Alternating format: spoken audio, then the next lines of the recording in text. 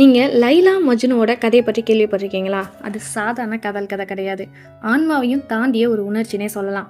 பண்டைய அரேபியால ஒரு சிறிய ஊர்ல தான் கைஸ் அப்படின்ற இளைஞன் பள்ளி படிச்சுக்கிட்டு இருக்கான். அந்த பள்ளியில தான் முதல் முறையா அவன் லைலாவ பார்க்குறான். அந்த ஒரு பார்வை போதும் அவனோட இதயம் முழுக்க காதலால நிறைஞ்சிருச்சு. நாள்தோறும் அவளை பார்க்கிற ஆசையாலேயே அவன் வாழ்ந்துட்டு இருந்தான். அவனுடைய காதல் அந்த அளவுக்கு ஆழமா இருந்துச்சு. மக்கள் அவனை எல்லாரும் மஜ்னுன்னு கூப்பிட்டாங்க. மஜ்னுனா என்னன்னா பித்தனான காதலன், பைத்தியக்கார காதலன் அர்த்தம். ஆனா லைலாவோட குடும்பத்துல அந்த காதலை யாருமே ஏத்துக்கல. மஜ்னு எங்களுக்கு பொருத்தமானவனே கிடையாது அப்படின்னு சொல்லி அவனை தூரமா ஒதுக்கி வச்சுட்டாங்க. இறுதியில லைலாவை வேறொருவருக்கு அவங்க குடும்பத்தினர் வற்புறுத்தி திருமணம் செய்து வைக்கிறாங்க.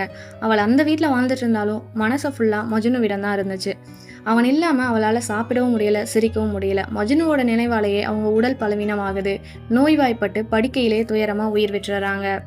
லைலா இறந்த செய்தி மஜ்னுக்கு வந்து சேர்றப்ப மஜ்னு ஒரு மலை மேலே இருந்தான். அந்த மலையிலேருந்து தனிமையாக ஓடி வரான். ரொம்ப தூரம் ஓடி வந்ததும் கடைசியாக அவன் லைலாவோட கல்லறையை பார்க்குறான். கல்லறைக்கு அருகிலேயே இருந்து லைலான்ற பேரை சொல்லி அழைத்து கண்ணீர் வடிக்கிறான். அவன் கண்ணில் உள்ள கண்ணீர்கள் வற்றி போகும் வரை அழுதுகிட்டே இருக்கான்.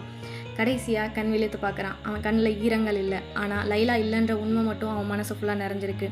இதுக்கு மேலே எப்படி நம்ம உயிரோடு இருக்கிறதுன்னு முடிவு பண்ணுறான். சில மணி நேரங்கள் லைலாவோட கல்லறையிலே படுத்து கிடக்கான். அங்கே வந்து சிலர் வந்து பார்க்குறாங்க, யாரோ படுத்து கிடப்பது போல் தெரிகிறது அப்படின்னு சொல்லி திருப்பி பார்த்தா தான் தெரியுது உண்மையிலே மஜ்னு அதே இடத்துல உயிரும் விட்டுட்டான்.